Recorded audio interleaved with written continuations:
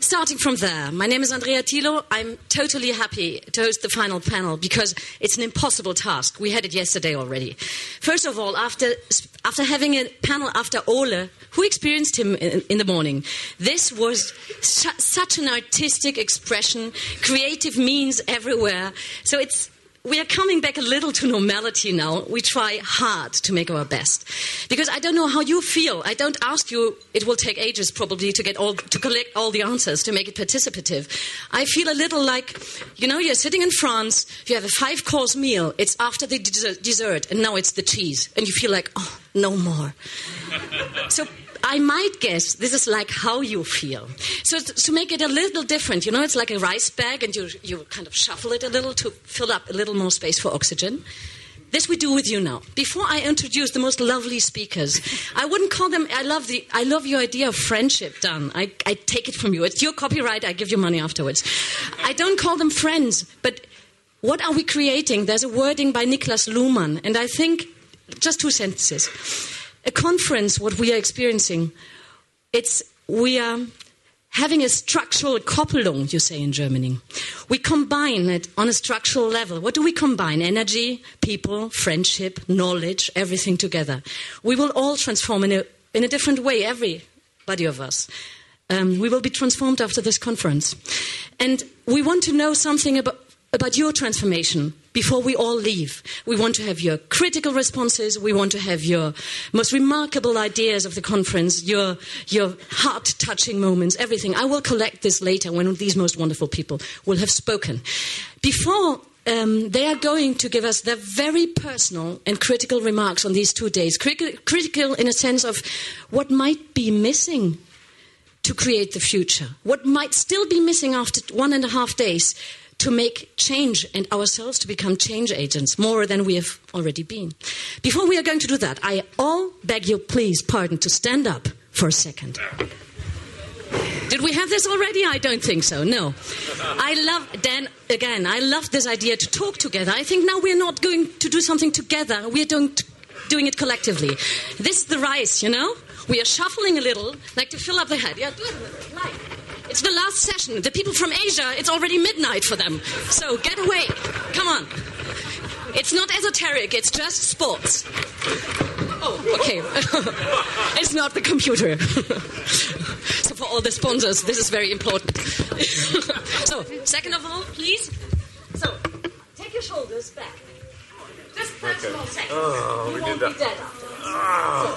No. You may make a sound. Make a sound. Okay,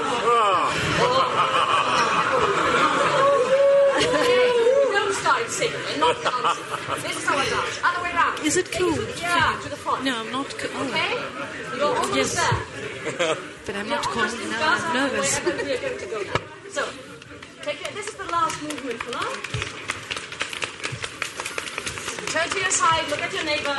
Smile at him. That's the time of war. You have to look at the other side. Nice confidence. Nice. Now on your head. Okay, that's it. Okay, now sit down, please. Great. Are you awake?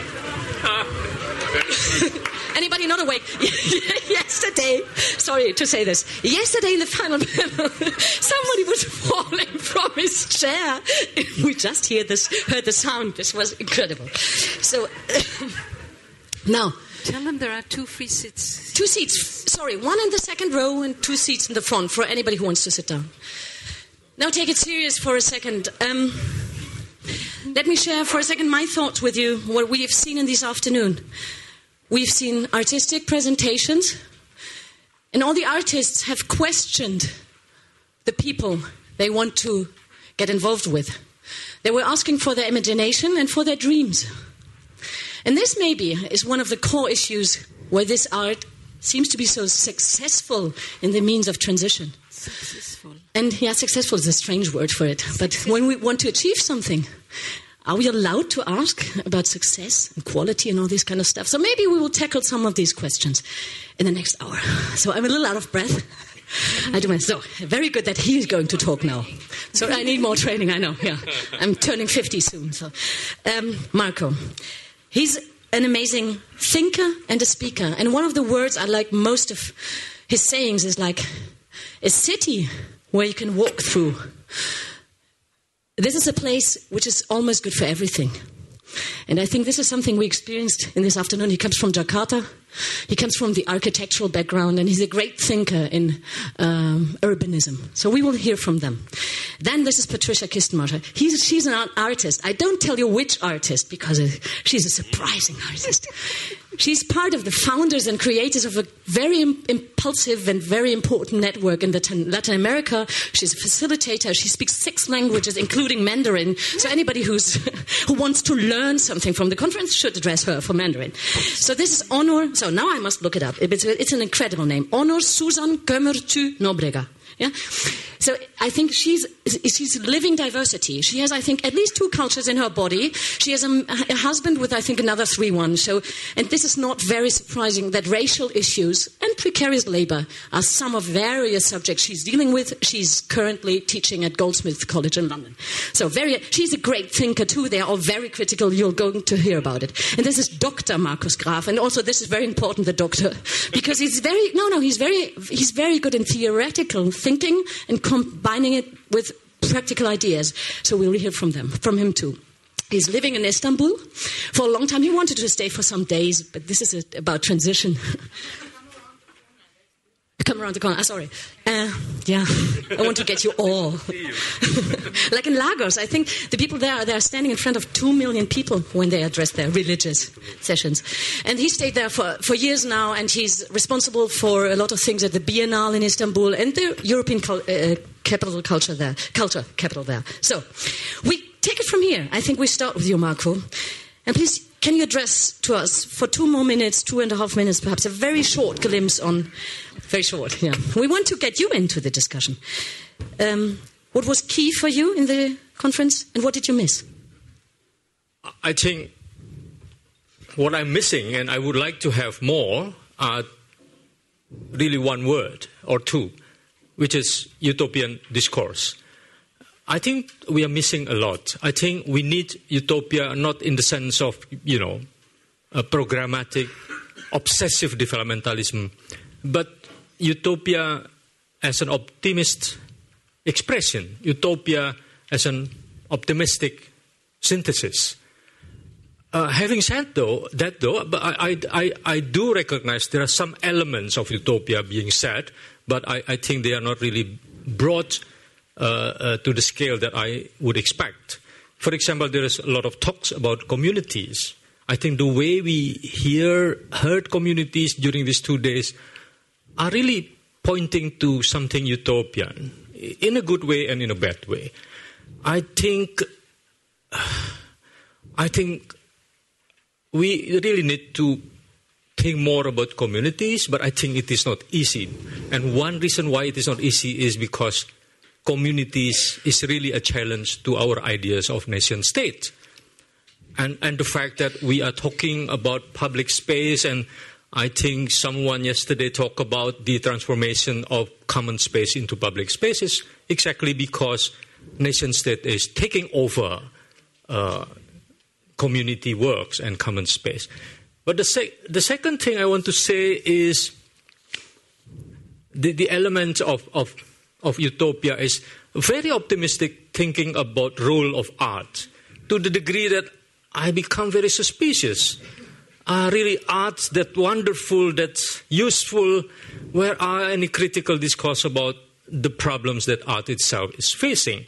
So I would expect maybe for the next conference is not only utopia about the world that we want to go to, an optimistic synthesis, but also utopia about art itself.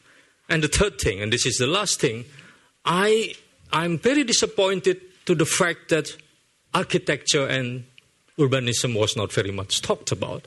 I understood there are talked about that, of course, but again, if you talk about public space, you talk also about architecture. But the point is, architecture and urbanism, or cities, consume 40% of materials from the earth and consume 30% of energy. And when we think about some utopia of the future, we have to think about urban utopia. That's it. Thank you. Thank you very much, Mark. Thank you very much. Yes.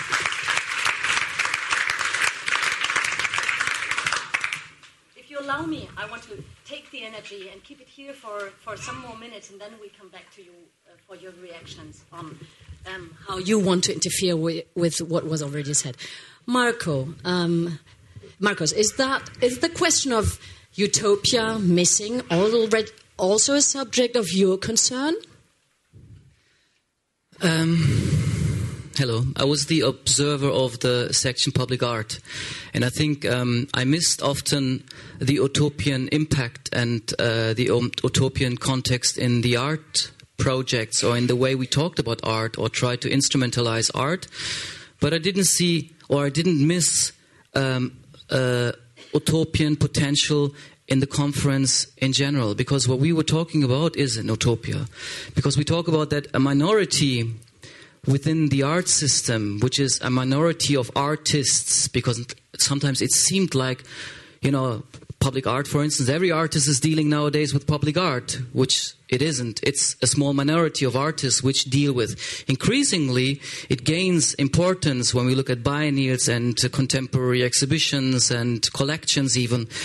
But when we look at the numbers of artists, when we look at the numbers of classes at academies, for instance, then we see actually that we talk about a minority. But still, we suppose and we expect this minority to change society, which is difficult. So I would like to just a few, because I thought this was our job, to talk a bit about at least what happened in the 7 sections of public space within the last 2 days. So I think that first of all, sometimes we talk about art in public space or public art as if it would be something new, but actually a lot of speakers pointed out that it has traditional roots in the art or the notion of art of the 18th century, which often was observed in a way that's why pretty critically, because it refers to a pretty romantic notion of art and a Western discussion of art in which we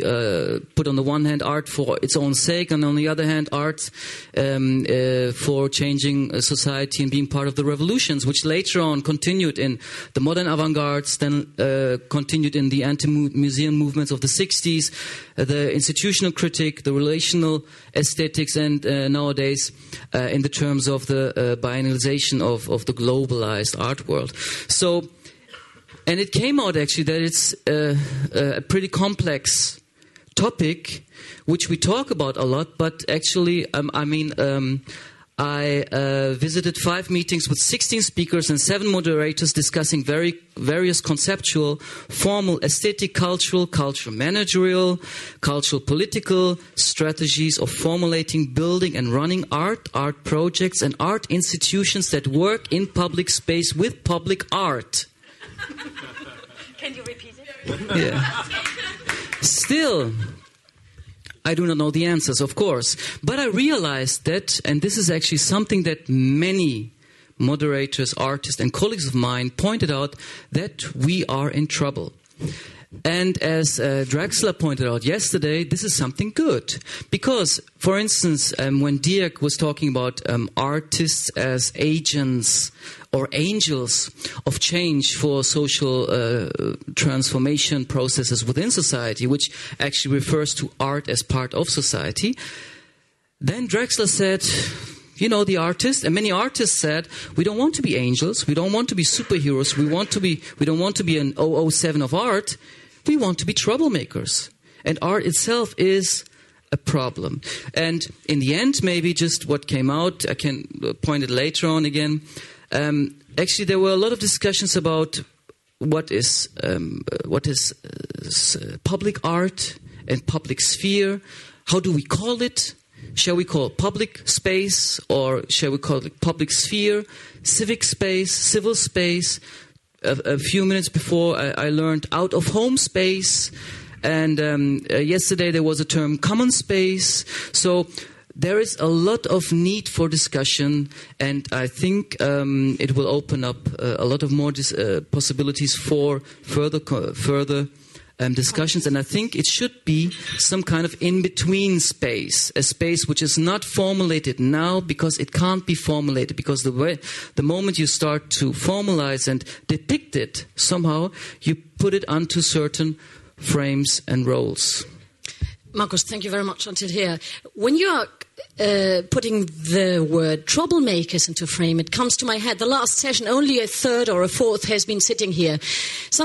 Many on the panel have said, like, maybe the decision-making process in juries, at least in Germany, is critical to the question, should troublemaker art be funded and will it be supported? Or are we, through the democratization process in jury finding, maybe how will you say that? Mediocrizing? You know everything, Ole, I know. Can you replace me? So maybe, and maybe we'll touch this subject later again. Onur, you have an own agenda, because you had a different, not an own agenda, you had your different field. Can you tell us about your personal notions on how you are reflecting your strength?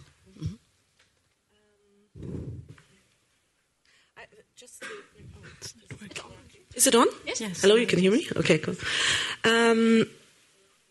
But you were just saying, Andrea, that should be troublemakers funded. I think one of my observations is that within a liberal discourse, everything you can incorporate everything, you know. So in that sense, I think the question has been answered over the last 2 days. Yes, it is possible, no problem. I think that is a statement I would make, and that we could discuss. We leave it to the public. Okay. So one of the key themes of this gathering has been, for me, the statement that the arts have an impact on social transformations, or are even sort of a driving motor of enabling or sparkling social transformation. And this statement, I thought, has been formulated as if it were an imperative saying, do social transformation, ! This might be or not be one of the fashionable imperatives emerging out of a situation where people in different geographies have experienced in the last years a social crisis, a protest, precarity, in different geographical locations. So it can be a remote narrative, it can be a close narrative, it can be an image that stays with you or disappears the next moment. So, and of course we also have to think about the channels through which these narratives are mediated. Channels not only in terms of cables, but also through ourselves as speaking with the mouth of something, or speaking with our mouth that is already kind of, formulating itself in a particular discourse. So what came out for me was that people are, it's a heterogeneous group, which can be, coexist in a liberal framework quite well, I think. And, with very, very different positionalities in terms of what one understands as the political, the social, the economic, and so on. And the personal as well, obviously. So, to come back to the notion of the imperative of do social transformation, I think that this imperative actually undoes what it states, what should be done. I think that relates also to what you said, Marco, of utopia, which is also, I think we have to think of how we understand utopia, because utopia is such to state that people have thought about it in very, very various ways, you know. And I think also that we couldn't find a shared definition in this space of what this utopia might be.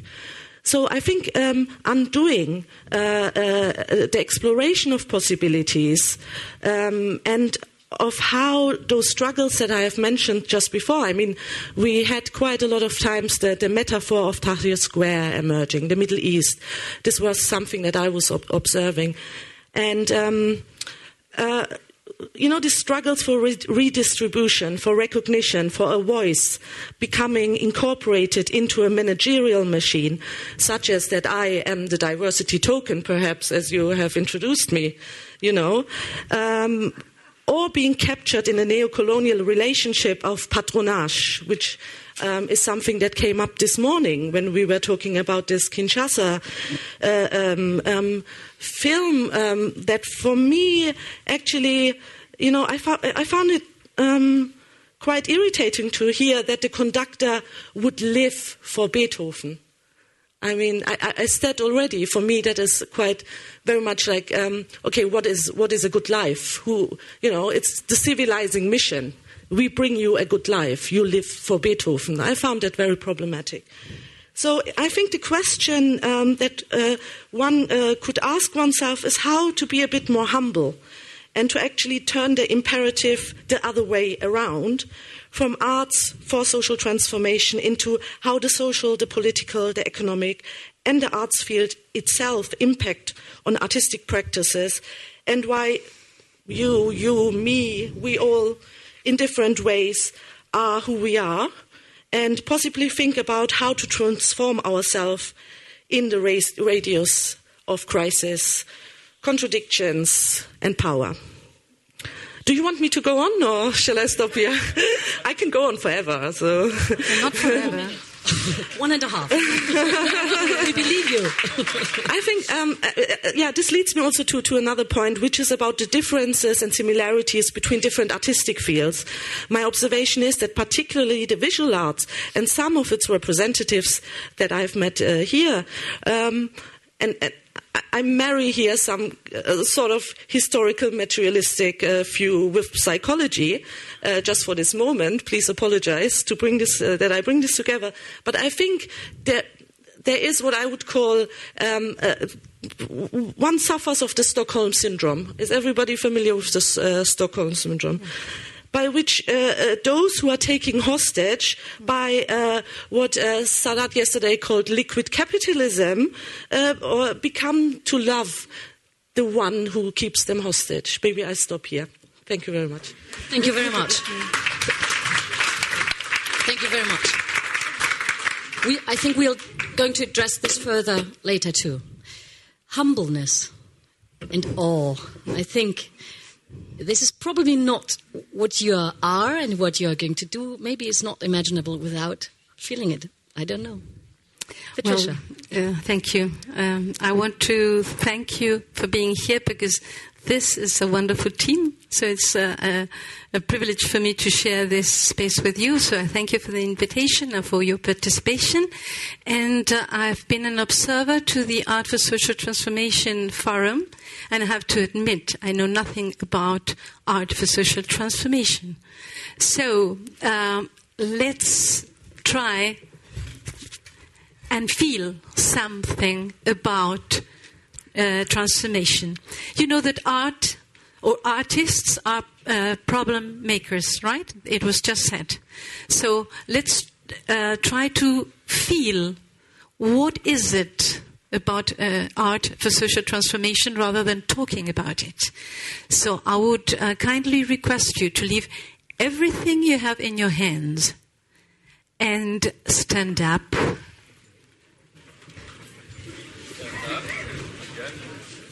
I would kindly request you to stay in silence and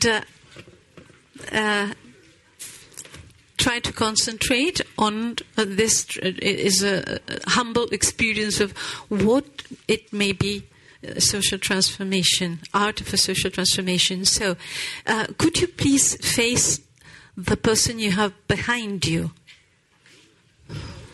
No, excuse me. In couples, right? You face him. We need couples, right? We need couples. You look at him. If you have no one behind you, you look. We need couples. You need a couple, Ollie. Look for a couple. Maybe, okay, him.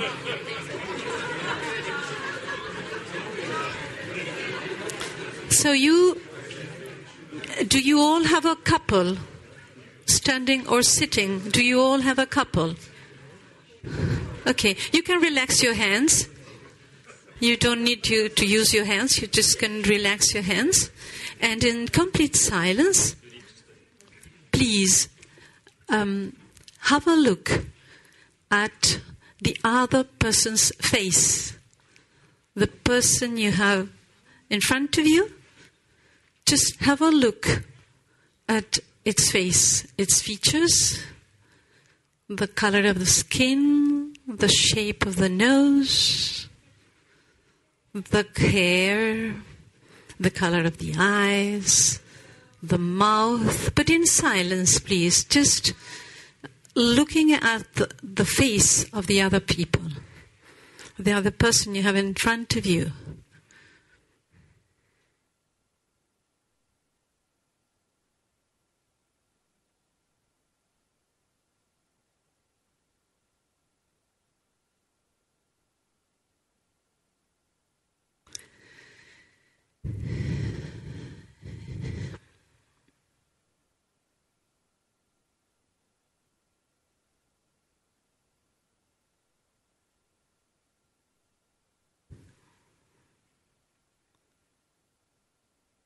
Now you have recognized the other person's face. We are going to do the following thing. You see that you have an obstacle between you and the other person, right? So this side of the obstacle, that is the first row, the third row, the fifth row, this side of the obstacle is the world of possibilities. The other side of the obstacle is the world of lack of possibilities. So each couple, each group, the world of possibilities or the world of lack of possibilities are going to share with the other part of the world in a way that you defined what you can share, what you wish to share, what you think you are able to share.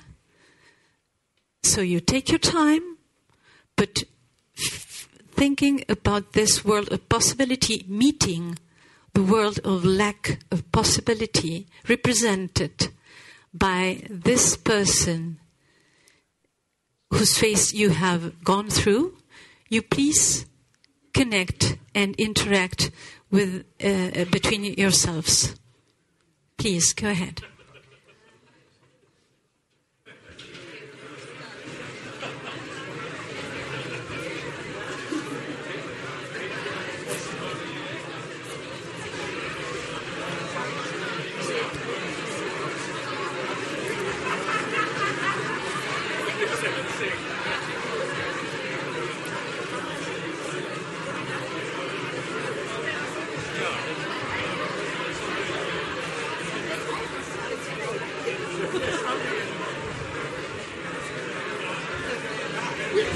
Shall we leave them? How long shall we leave them? As long as it goes on. As you prefer. As you prefer.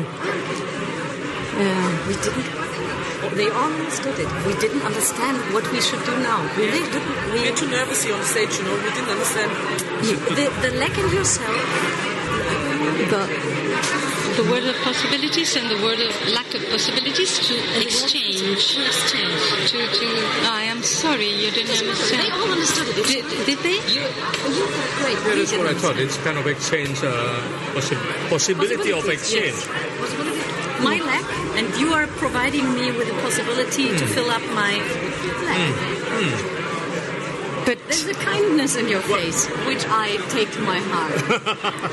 And you know, one thing I immediately think about is your energetic personality, and I immediately think about the space in Indonesia for you. What would it be? I mean, I feel Europe is so crowded. Tight. It's crowded, yeah. And I think my maybe country. I should come. You know, yesterday it was so funny. I was sitting in one of these sessions that people wanting to know each other who don't know each other. Could be. But that was my intention. Stand on great grass. And this is exactly comfortable with this or not? Because art for social transformation we don't walk with our feet on the grass anymore. some people may dislike it. Some people didn't stand up. Yeah, that's true. Walking through a city is almost good for everything, you know? It's a city you can walk through. It's really... There's no violence when you walk. A lot of absence, and that what's there is being in time at this place. And this is very moving. And we are creating cities where you can't do this anymore. You can't cross the street without like the... That's missing when we don't know our neighbor anymore. And this is the problem of individualization. Maybe in Jakarta it's different. I've never been there. This is the city.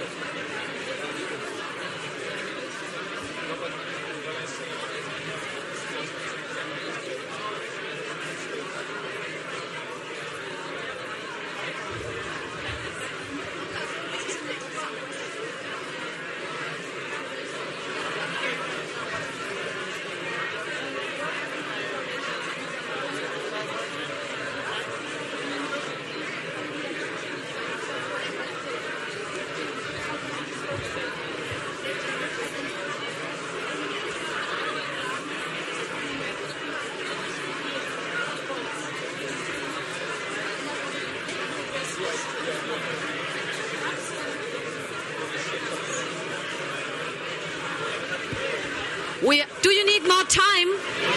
Do you need more time? Then take it. No. Okay. Thank you very much. Thank you very much. Thank you very much.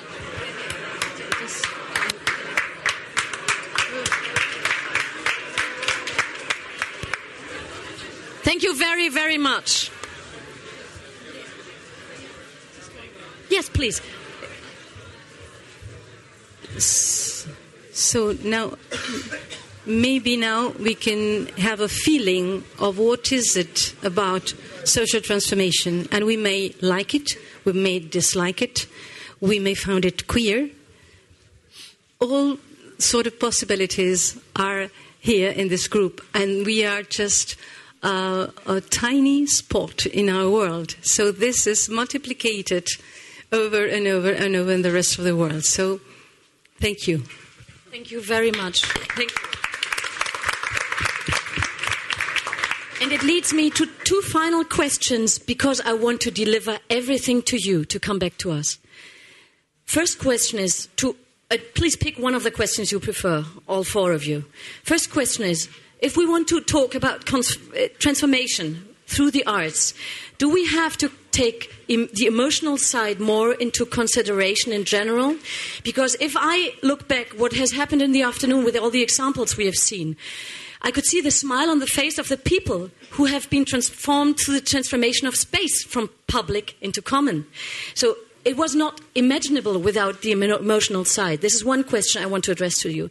The second question, this is a question that was arising from this wonderful moment Patricia was creating, was like, we are an individualizing society. In Germany, we don't know the name of our neighbors, and maybe we won't know it for the next 30 years. An artist, as long as I understand it, is an individual, so much fighting for his individualism, for all his life, maybe never have been understood in his school and so, from his parents, whatever.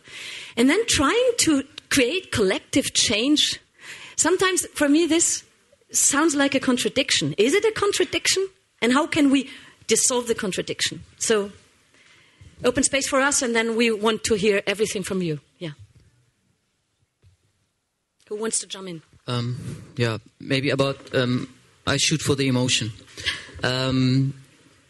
I think, within all the various sections that we had during the last 2 days, it was somehow also we were talking about, although we said, the public space, for instance, or the public sphere is dissolving, it's fragmental, it's destroyed, it's gone, and whatever. Whatever we were talking about actually an alternative way for producing knowledge, for instance, for understanding the world, for criticizing the world, for reviewing the world. And in this way, especially with art's potential for creating utopia and for going beyond knowledge, beyond the known, I think that emotion in that way plays a pretty important role, because when we talk about the production and the mediation especially of knowledge, we know that without emotion, without feeling, you cannot transfer knowledge. It's very simple. The more you like it, the more you learn about it. It's not learning, it's then experiencing. And then it became something else like schoolish knowledge. So that's why I think emotion, although it's often attached to the very radical expressionist way of abstract expressionism and egoistic, individualistic subjects in Western art world, I think still, although we were talking a lot about art and knowledge and art and social sciences, I think that in that way actually emotion as a carrier, as a form, as a package is still important. And all the new neuroscience of pedagogy and learning, and so they take emotions totally into consideration. Patricia, do you want to add something? Yes, I would say that if we do not have art of quality and beauty, it's very hard to feel emotions. So I think that is a result of the quality and beauty of the art. But don't we resent for the last, and I try to be self-critical at that point, don't we, or a lot of us, or a lot of in us, resent to the force or the wish to come to quality criteria beyond this personal linkage with something? You say, what do you say? Art of quality and beauty, which might it be for you, might not be for the next one. So how can we overcome this paradox within the discussion about funding structures and sustainability and process quality leads to performance quality and so on? So how do we get any further from this emotion? I think that we have to accept and rejoice with diversity. So it's not going to be the same for everybody, and that is something important. We have to deal with that. So I think that if there's really beauty and quality in any artistic expression, it's very difficult that people are not moved. But I think that it's not a question of just feeling things just because. It's a combination of beauty and quality that arises emotions. For me, it's that way. And diversity, you may not like it. Anybody of you wants to jump into what we are talking about now? Either directly or adding something, please. And please be as open and as personal as possible. I think it would be wonderful if a little bit more attention could be given to the actual terms that we use. Otherwise, we end up with four streams passing each other, and we end up with phrases like, wouldn't it be, or we can accept it all because it's diversity, and then we use the biosphere, the ecosystems to substantiate that and say, well, diversity is good. But it would be so great if we could, just the term emotion and experience, we spend days talking about things and actually never come to, for me, emotion is something really experienced, doesn't have to be emotion.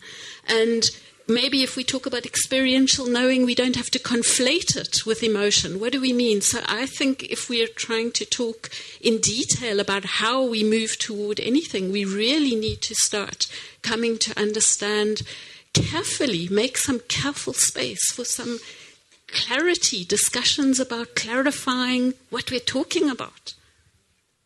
Lee. Can you please, can I take you serious with what you are saying? And can you please add, in this specific way you're talking about this, the term experience, what do you call it? Experiential knowledge. And can you tell us a little more about how you specifically understand that and you mean it? Shelley. Short.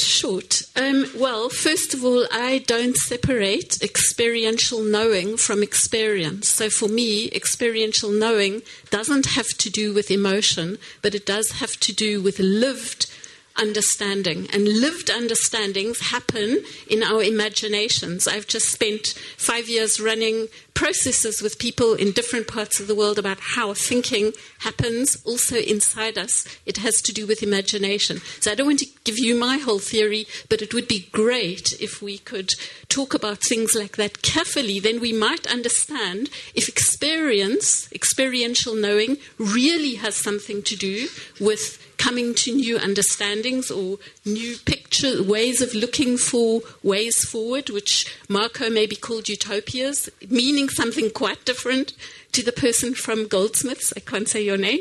I didn't hear it properly. But Onur. It's it. Onur. So, could we ever have a conference or a space, let's call it a space, a proper exchange where we try and understand what each other are really talking about, and then go on to look at strategies and methods and differences of opinion? But we start from a very difficult point. We call it the arts in total. And already there, the problem begins. And I really invite you, for now, we don't have so much time either to be critical on what we've been saying, adding things, whatever, bringing your perspectives in, please. And I try to go around. Yes, please. Yes, please, for the translation. Yes, two comments on Onur and Marco. First of all, Onur said that no problem, but as an artist, I do have problems. I do have many problems. And I'm trying to be brief and jump to Marco from here. It's about privileges, and some artists are more lucky and some artists are less lucky. Or let's forget artists, talking about people. So I'm lucky to be here. But, it was quite harder for me, from many of us, to be here. And in this relation, sometimes art itself can become an utopia as well. So even participating to a conference like this could become an utopia. So there is an utopia. And you shouldn't look utopia outside. So sometimes it's here. Thank you. Thank you very much. And thank you very much for being here. Yes, I think, first you, and then 5 rows behind. Here, in the 5th row.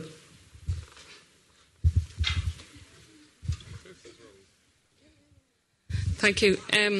My name's Fiona Whelan. I'm an artist from Dublin. I suppose it's probably something I've been stewing over a little bit for the last few hours, but I think we're living in a time of, greed and corruption and total crisis, where a war could be imminent based on history in terms of what we're at economically in Europe. I don't think this is an accident. I think it's self-serving and it is man-made, and I suppose I just feel a little caution in terms of how we talk about social transformation. I don't think it's in everybody's interest to bring about social transformation. So I think for those of us who feel it and who want it, it's a fight, and it's something we have to take very seriously. And maybe as an artist, I'm feeling the weight of the public art plenary, where we saw some city-funded projects. And I just wonder, I'm getting to a question. I just wonder, for artists, how you can begin to be an artist and not be co-opted by the state or by the nation or by the city, and getting caught, I suppose, in someone else's political agenda. We see regularly people upset at their situation, and then an artist is brought in to almost mop up the problem, and funding is often used in this way. And I suppose it's just something that maybe I feel I'll just throw out there. Maybe the smiling faces is just a little. I feel a little uncomfortable with smiling faces because they are quite temporary, and they're not always the reality of what is actually going on. Thank you very much. Thank you very much.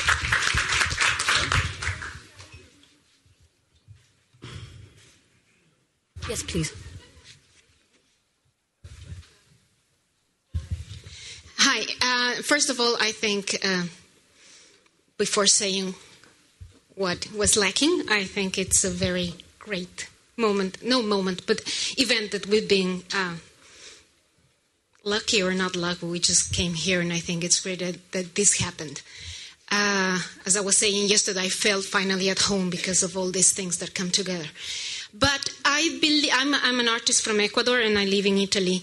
And the thing that I find that's missing is some decolonization of terms, like development, like transformation, like tragedy, like agony, like things that perhaps in certain societies that have reached a certain level of what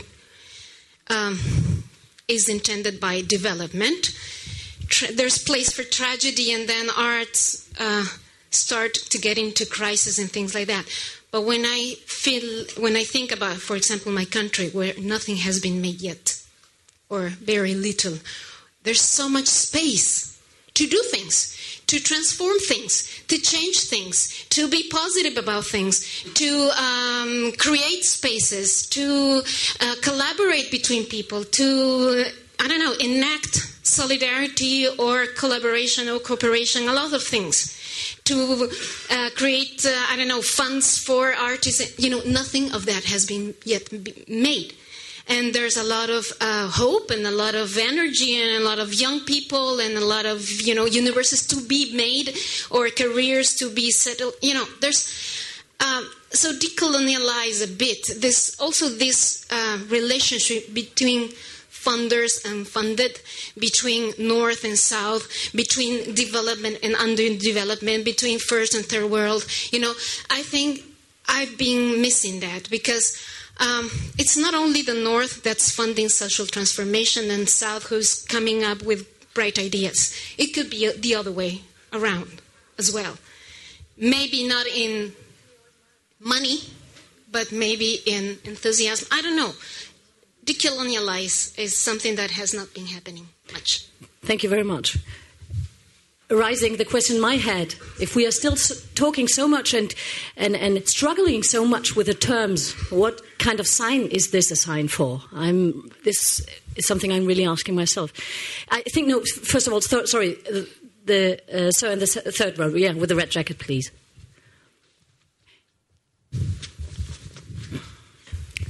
On the question if a foundation should found troublemaker, I would add, should a troublemaker seek funding? And because he can get in big trouble once being dependent from funding. And then there's no fun more to make trouble because it's dependent from the funding. So the adding to this also, it's not always desirable to enter a funded relationship, especially if it's overloaded with valorization discussions or with ideologic discussions. And of course, it's necessary to have time to make art. And it's nasty. It's nasty if you cannot live from this. It's really nasty because it limits your time. It limits your time to. But sometimes it's the better way. Yeah. If you keep the space to make trouble and have to look for other things than for funding to survive. Thank you, Marco. I think in addition to this, I think the moment the troublemaker gets funded, he's not making trouble anymore. Yeah, but this. Can you please jump in? Please jump in, and yes, we would like to arise some contradictions. Yes, please, Marco. Well, I think artists should be funded exactly because they are troublemakers. But we were talking so much about the decision-making processes, and in this afternoon, this was a major subject. That's what I mean. The question how it works. The funding agencies should understand that the prime role of artists are to make troubles. Do not expect solutions. Do not expect answers from artists. But funny enough, and I don't want to criticize it, but funny enough, the examples which we have seen in this room in the afternoon were not examples, at least the one, with the train passing by. But the other ones weren't troublemaker examples. So anybody of you maybe jumping in before we go further? Okay. I think... First, is that okay for you? I think he was waiting longer. Oh, we have many more to come. First you, and then we go to the back. Please, David. Yeah. Thank you. I think there was a great opportunity that was missed last night. And Which one? Something called revolution. I'm very, very fortunate that I'm permitted to work with students. I'm very fortunate that I'm allowed to travel to many parts of the world and work with other communities and other artists. I'm very fortunate to be here. And I was very fortunate to meet some other artists who were working on a fabulous exhibition. The revolution that I'm seeing, the revolution that I think needs to be celebrated, is the quiet revolution. The fact that so many people are actually living different lifestyles, growing their own food, choosing different economies, being creative. This is nothing to do with the revolution and the riots on the street that the media wants to see. This is a real revolution. This is a creative revolution. This is art. Thank you very much. Yes, please. I think the discussion about funding was an example for the antagonism between art as a commodity and the self-determination of the artist. And this is a problem, I think, which stands in the room like an elephant, which is not properly talked about. That's all what I wanted to add. Yes, I think a lot of us are with you in this problem, and maybe I can give the question back to you, because one of my questions we are having here at the panel is the question: where's the red thin line going further now for all of us in this room in the future? What are the questions we have to address to ourselves and our neighbors and our alliances to get further to that? Heike, I think it was first there on the right side, and then Heike, please.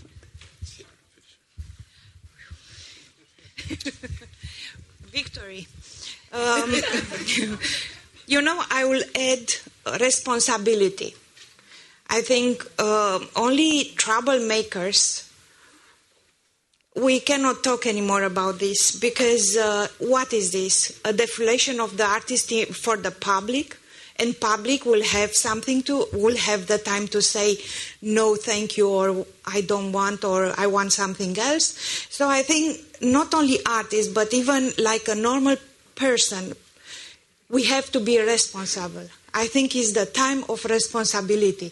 It's too much noise. We are not at the beginning of the century when Dada felt the feel to make noise. It's too much noise. So maybe we try to make a little bit sense.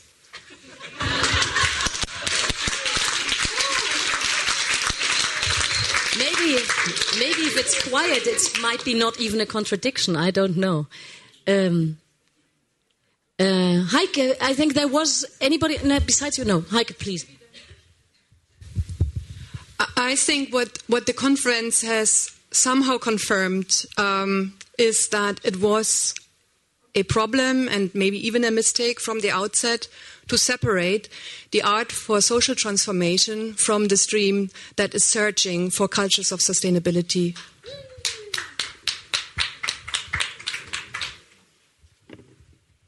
Thank you, Heike. Anybody reflecting on that, or anybody with any further questions to us addressing the subjects that are circling in the room now? Yeah, I think you were there. Please. Yes, I'm just kind of scared now. What did you say? I'm afraid. I'm scared. Because I think the whole exercise would have failed for me if we all leave this place agreeing on the way, agreeing on the right thing, agreeing on this is how it should be. Then there will be a bit of failure in my heart.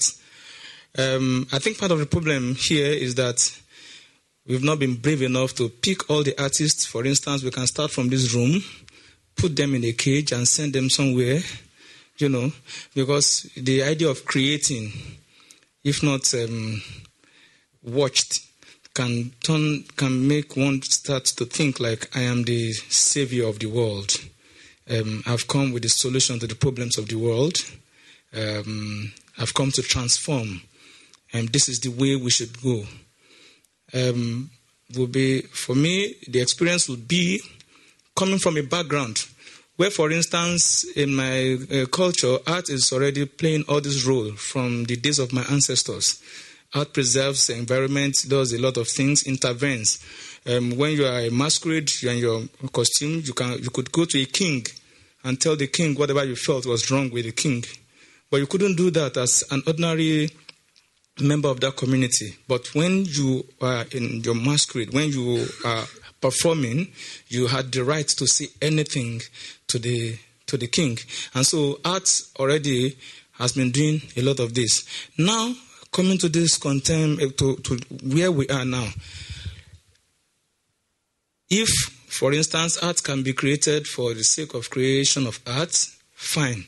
Some art would not get patronage in Nigeria, where I come from, by the public. They won't even look in that direction because it does not answer certain questions. But for some specific people, such arts would, attract followership, would attract attention, and so on and so forth. So I think this diversity should be kept there. I think the experience of seeing where everybody is coming. I mean, this is the United Nations, for goodness sake. So we can, feel what and where everybody is coming from, and allow, if it's good for us, those such positions to influence maybe our thinking, and if not, to just know that in some space, somewhere, people treat issues like this. But where I come from, this how we treat it. I don't know if we get the connection. I go here. I've not seen a market where I can. I've said this several times. I've not seen a market where I can interact and say, how much is that cup? And you say it's €5. I say, no, I want to pay €2. And we had that. I go to a supermarket. It is fixed. The price is fixed. I buy it. I go to a machine, sort my card, and it's another way of life. It's an alternative, and it's beautiful. And we should, So I'll be scared if we leave this place cloned. Thank you. Thank you very much. Thank you very much. Dan, to you, please, and then there. We are, of course, running out of time. It's now more and more and more. Can we leave it to the informal tables outside and to the wine and everything we are going to serve by this great foundation now? Maybe, but can we... Is that okay for you? Because otherwise I think they get upset, which would not be a good idea for the next conference, because I'm sure you want to have another one. So, last. Yeah, can I just say that I think the great thing about this gathering is that you meet people, and you have an opportunity to meet people from different cultures and from different practices.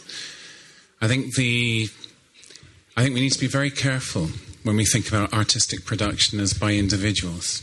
When you mentioned that there seemed to be a contradiction between the artist as an individual and then collective processes of transformation.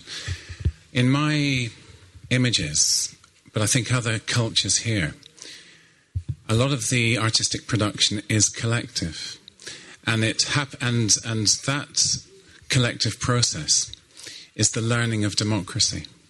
And I think for most people in their lives, in their worlds, whether it be an imagined community or a chosen community or a community of affinity, because you've moved for whatever reason, the learning of democracy is part of the crisis of transformation. Because you don't learn that in school. You learn conflict in school. You learn fear. And you're graded depending on how you survive fear. But I think most people, and I think this is important in terms of architecture, we're in architecture the whole time. Whether it's the school, whether it's the street, whether it's a symposium, this is an architecture here. And I think it would be good for the foundation and for every social movement to look at the architecture of its meetings, of its conversations, of its time, how it uses time. So we have, with 10,000 people, with 150,000 people in Brazil, we've worked with a circular architecture, which is indigenous, which is ancestral, which is pre-industrial. But we've worked with architectures which are circular, which enable the avoidance of conflict, the building of consensus, the construction of diversity. It works really effectively. But the fears that people have, particularly leaders, to risk new architectures, need to also be addressed in terms of how we have an intimate voice and a public voice. So I think these are questions that perhaps in future conferences, when we think about art and artists, it would be worth thinking about the aesthetics of the symposium and the architecture of the symposium. And the last thing I want to say, human beings are artistic from birth. They learn to walk by dancing. They learn to speak by singing. They create visually all the time. And I don't think it's helpful for us to think about the artists as the troublemaker. I think human beings need to be creative to make sense of the world and to make justice. And I just want to say that in many parts of the world, we're not dealing any longer with the crisis of funding. We're dealing with the transformation of resources into economies of solidarity or exchange. And that's a different way of seeing the same questions. Thanks. Thank you very much. It is like, what can I say? It is something like a final word with 3 dots. So I know you want to say something, but really, 10 seconds. Very.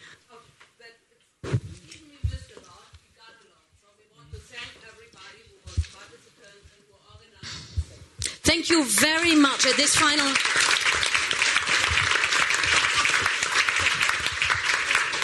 A big thank, and I want to give the word to Barbara Unmüssig and Dirk Schelier from the Schleswig-Holstein Foundation.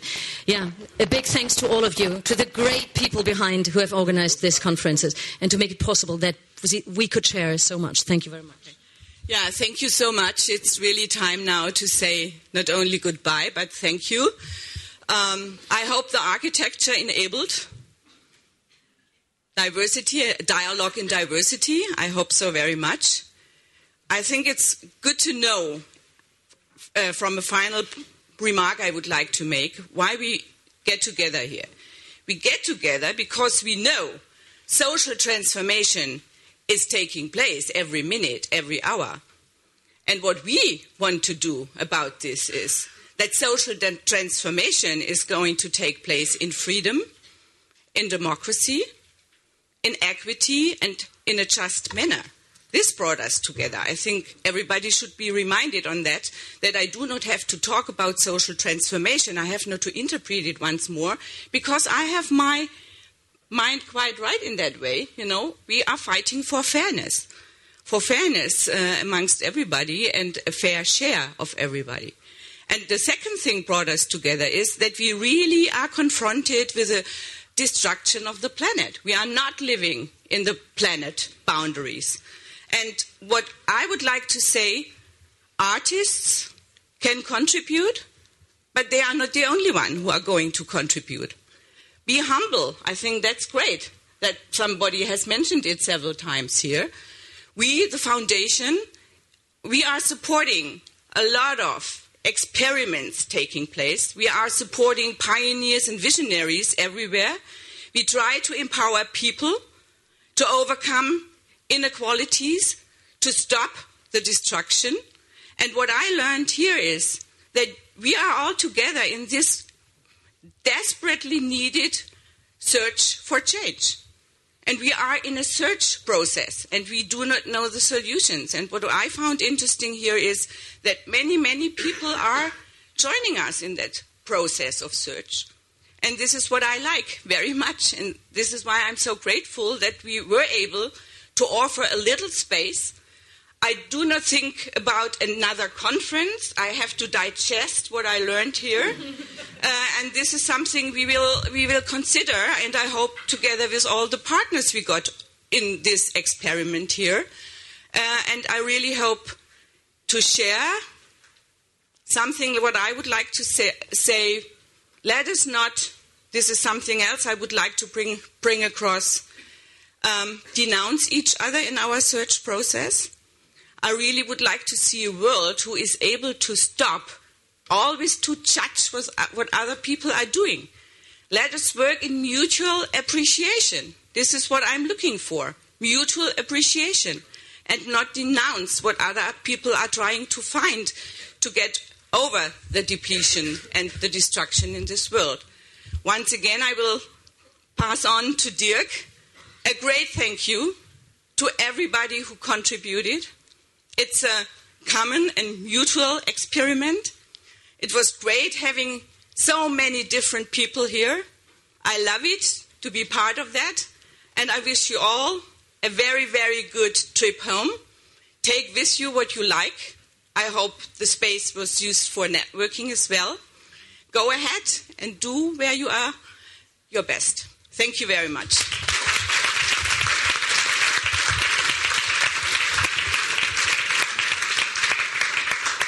Okay, Barbara. Also from my side, a very big thank. So what is a conference without participants and without speakers? So the first thank is to you. More than 300 people have joined us and more than 90 speakers have been here. That was an experiment and we have been very riskful in this. But at the end, I'm lucky about this. It was a round thing. It is not has not been a thing what has exactly results. That was not our aim. So we only wanted to show what exists, and we wanted to start the discussion. It is a beginning, not a finish. So that was the idea, and in this case, I'm glad. So it's a fine thing. But that for me is very important to thank also all that people who took with us this long road, that 18 months, and that was not an easy thing, I can tell you. It was, and now there should be going on some slides, how it works. Who can help me? It's already there. Already there, but it shouldn't be there. Don't never ask me. So, at the end, you can help me? Can you plug the button? Ah, okay. Really? So there is the team of the organization office, what makes everything so easy for us all together here, and therefore there is my first thank. The work of them is it was fantastic to work with these people together to organize a conference, and this is a special applause. The next, the team of the public relations. You got the brochure and all this. It works fantastic. It was so easy to work with them and to do this work. It was very, very glad, very fine to work with them. Many thanks to the team of the public relations. And now we have had a team. We met 7 times here in Berlin to prepare around the 18 months, and there are special people who joined these meetings. This is Najla Abed and Renata Papsch who had prepared one session. It's Stefan Winkler from the Anna Lindh Network in Germany. It's you heard her all, it's Christine Merkel from the UNESCO. Without her, we couldn't have had this conference. She was one of the idea givers. It's Rainer W. Ernst from the Muthesius Kunsthochschule, the president. He was the one who made the application for the European Union, and it was also a bit riskful for him to do it with us. So, and there's Susanne Bosch, together with her students Alice Burns, Chiara O'Malley, Julie Miller. And don't forget to go to your envelope and look if there's a message for you. There are some messages, and you shouldn't let them hear. And there is, you heard him just now, Markus Graf from 5533 Istanbul. Many thanks, Markus. And yesterday, the one who made this evening, Jürgen Bock, Marmausch, Lisbon. Many thanks to Jürgen. And partner in our European Union project is Tina Scherber from the International Academy of Fine Arts in Ramallah. And it goes on. It's Ralf Klaassen from the Kinderkulturkarawane. And Martin Bach from the Allianz Kulturstiftung. Many thanks to Mark. Ute Jarcho and Randa Courier from the GIZ. Anzio Wetzel and Imke Grimmer from the Goethe Institute. Elke aus dem Moore, it's a true name, aus dem Moore from IFA. Elfriede Müller and Martin Schönfeld from BBK Berlin. And Sasha Keegan, excuse me, it's wrong written. Sasha Keegan from Cultura 21, not 22. So, now the people from the backside, they should come here. And where are the flowers? Where are the flowers? You should see them. The responsible manager of this organization, and many people ask me, it's working so good, are there no problems? It's a very hard work to organize a conference without problems. And the overall responsible one is Eva Klakel, the management of the conference. Eva, geben eine oder? Yes. Thank you so much.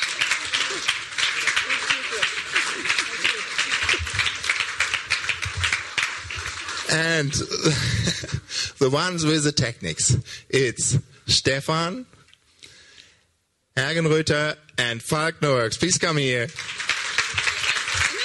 Jeder eine, ja. So, thank you so much.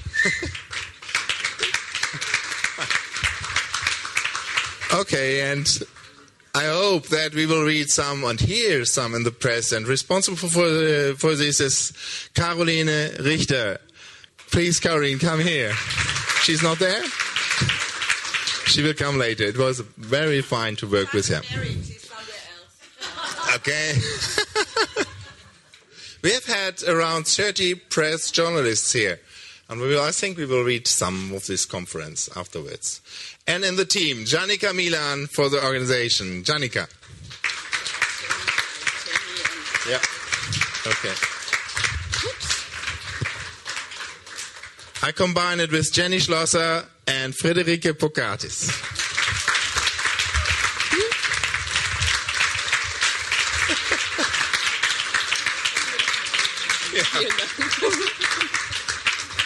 And it's, yeah. Okay. So, but at the end, there are 4 most important people. And at the beginning, I had a phone call to Daniel. I tried him 6 times to reach him. And then afterwards, he knew why I wanted to reach him.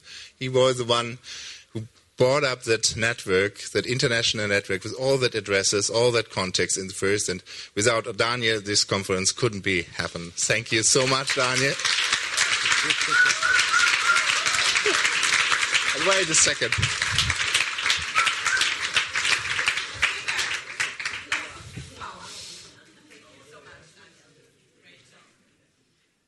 So when we started the first EU project in Radius of Art, we had our first employee. It was Katrin. And Katrin, all the time since 2007, 2008, was constantly working for this project, constantly working for this conference. And so a very, very big thank goes to Katrin. Where is she? So, that's my fault.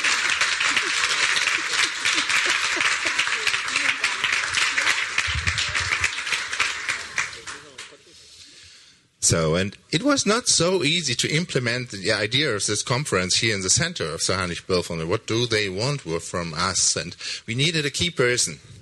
And without that key person, it couldn't work. So, but we found one. It's Heike Leschmann, and she was fantastic work with Heike.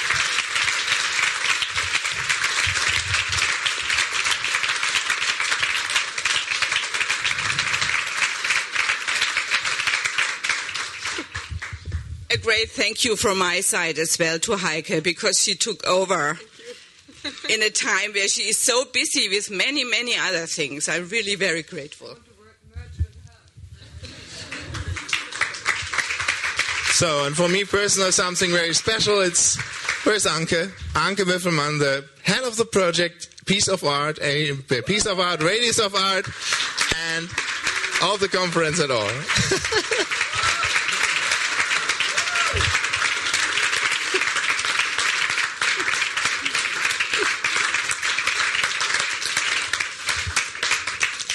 So this is a finish. Yeah. This is a collective flower. So I don't know. So this is a point to finish the conference. But the last finish will be the symphony of the moment. It was not possible to have the 9 symphonies here, but we are happy that it doesn't happen. Yeah? Yeah, because then maybe not everybody could have participated. Okay. It's quite difficult with these instruments. Okay. But he's a facilitator for everybody.